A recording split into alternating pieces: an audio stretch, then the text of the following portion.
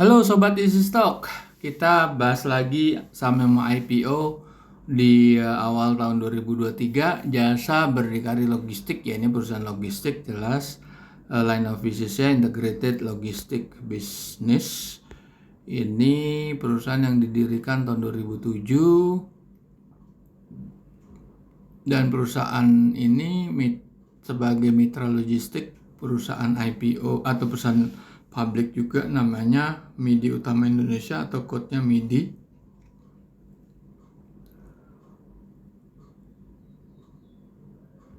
Dan perusahaan ini mempunyai pelanggan tetap seperti perusahaan air minum Club, perusahaan Mulia Keramik atau Emlia ya gitu. Dan beberapa perusahaan-perusahaan lain. Ini lokasinya di Jakarta Barat. Dia akan IPO, book buildingnya sampai dengan 6 Januari. Harga IPO-nya 100 sampai 150, kita pakai aja yang 150.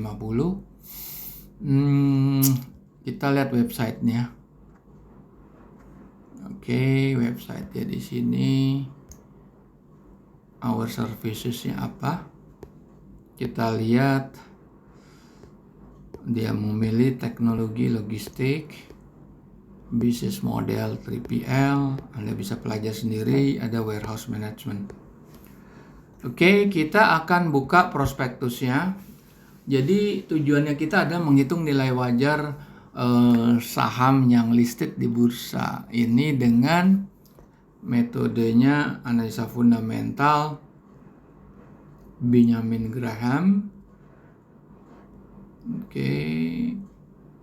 Dengan menggunakan bukunya Security Analysis dan Intelligent Investor. Dua buku ini pegangannya Warren Buffett untuk menghitung nilai wajar saham yang listed di bursa atau yang mau listed. Aplikasinya ada namanya Easy Stock, bisa running di Android mobile. Anda belum bisa download di Google Play Store. Silakan request link, nanti kita akan share linknya dan Anda bisa menggunakan aplikasi Easy Stock ini. Terdapat 827 perusahaan yang sudah listed di bursa. Dan juga ada fasilitas untuk menghitung nilai wajarnya perusahaan yang mau IPO.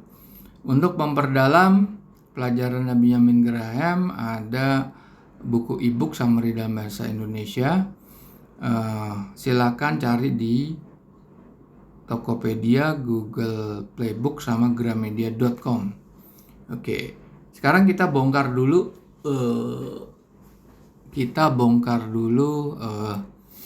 prospektusnya. Yang penting dalam prospektus ini kita harus lihat berapa saham yang beredar.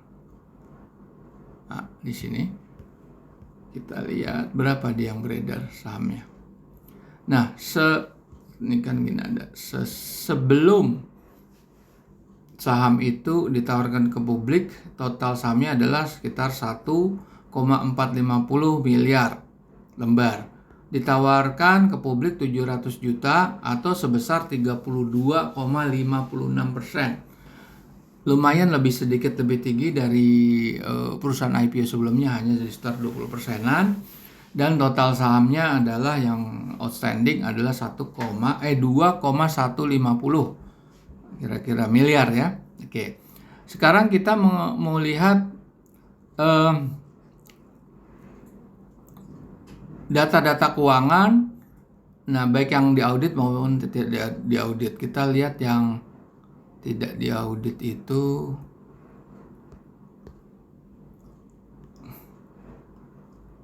kita lihat di sini yang tidak diaudit. Nah, ini 30 November ya. Jadi anggap aja ini posisinya di 30 September lah kira-kira, atau hampir mendekati akhir tahun ya sebetulnya. Ya, kita bisa pakai data yang paling up to date. Total asetnya yang di dalam total aset kita cuma melihat total aset lancarnya saja, terus kita bandingkan dengan utang jangka pendek dan jangka panjang.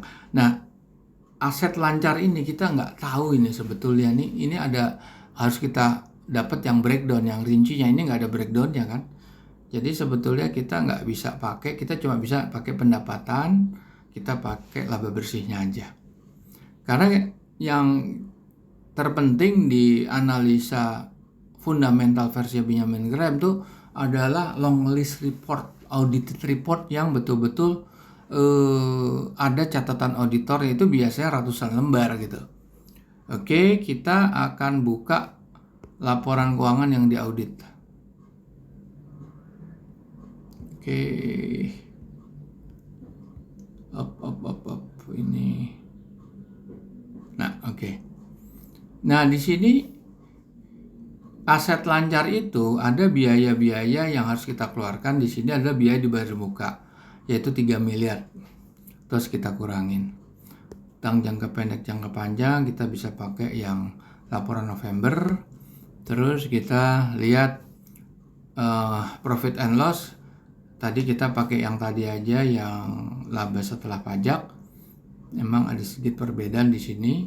Terus kemudian kita lihat pendapatan non recurring apa. Di sini ada penjualan atas aktiva tetap, aset tetap. Ini kebetulan nggak ada angkanya. Harusnya kalau ada plus itu dikurangi. Pemulihan atau penyisihan penurunan nilai piutang usaha 38 juta. Ini harus dikurangin karena ini plus gitu. Oke. Sekarang kita lihat ada nggak dividen. Ternyata dia nggak ada bayar dividen nih. Laju ya. Ini kan laju ya. Dia nggak ada bayar dividen. Kita lihat capital expenditure, ada tuh perolehan aktiva tetap 364 juta. Kalau yang 2021 716 juta. Oke. Sekarang kita lihat yang detailnya capex. Harus kita lihat ke dalam lagi nih. Jadi kita lihat daftar aktiva tetap nih, di sini daftar aktiva tetap. Kita lihat di sini ya, dapat nih ya.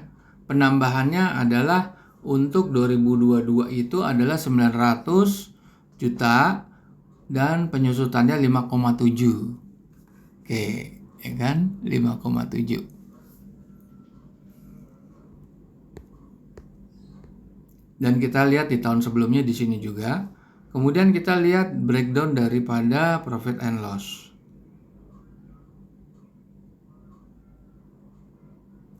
Nah, di sini nih ada nih pendapatan, biaya-biaya. Ini penyusutan harus dicocokkan, penyusutannya sama nggak, kita pakai yang paling besar biasanya.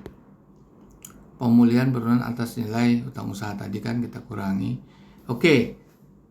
Sekarang kita langsung masuk ke, nah kalau Anda masuk ke easy stock seperti ini, kalau Anda klik bendera Indonesia, itu langsung ke perusahaan-perusahaan yang sudah listed. Kalau menghitung true value IPO, pakai yang di bawah ini, klik yang hijau seperti ini, laju berdikari logistik. Oke, kita pakai ini aja lah. Kita akan running video aja. Video kita running, laju ya. Laju, oke. Nah, ini seperti ini laju.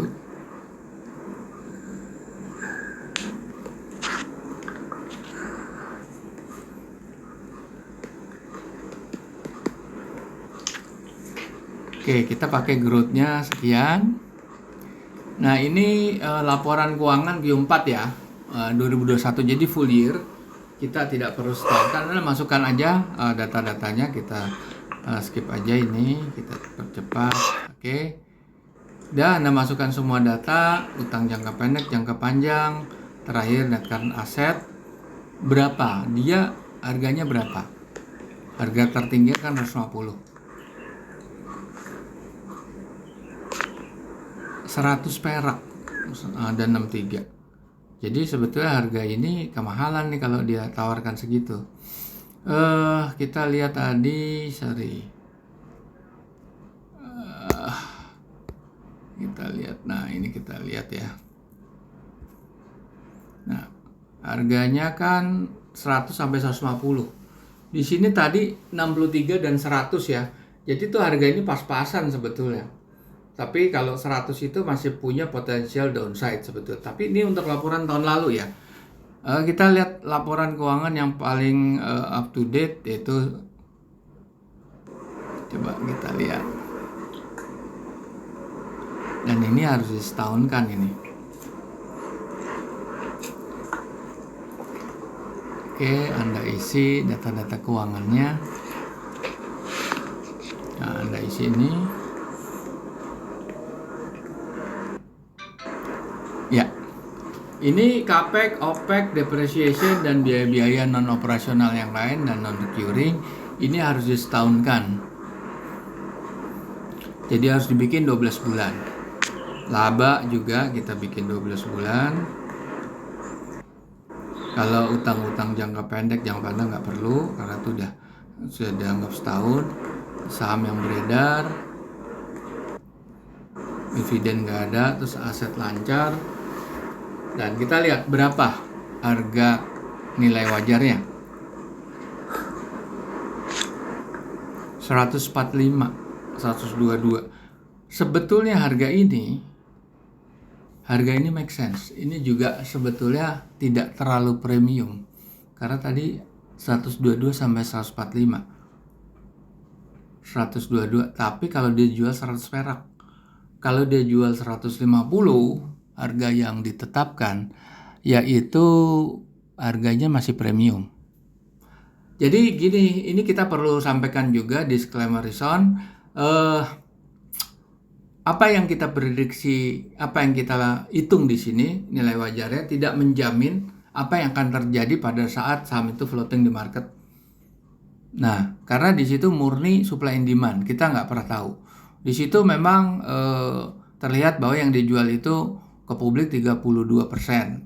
Sebetulnya itu relatif masih kecil karena 70% kurang itu masih dikontrol oleh pemilik lama atau foundernya ya. Nah, founder itu bisa aja melakukan sesuatu dengan grupnya. Grupnya itu pasti di luar perusahaan, yaitu yang disebut sophisticated investor, bandar, kingpin, atau istilahnya apa. Itulah yang menggoreng saham nanti. Jadi kita nggak akan pernah tahu. Kita cuma tahu di analisa fundamental ini dengan menghitung nilai wajar, harga ini under value atau fair value. Andaikan harga ini murah sekalipun, apakah harga itu naik? Belum tentu. Oke, kita jumpa lagi di video berikutnya.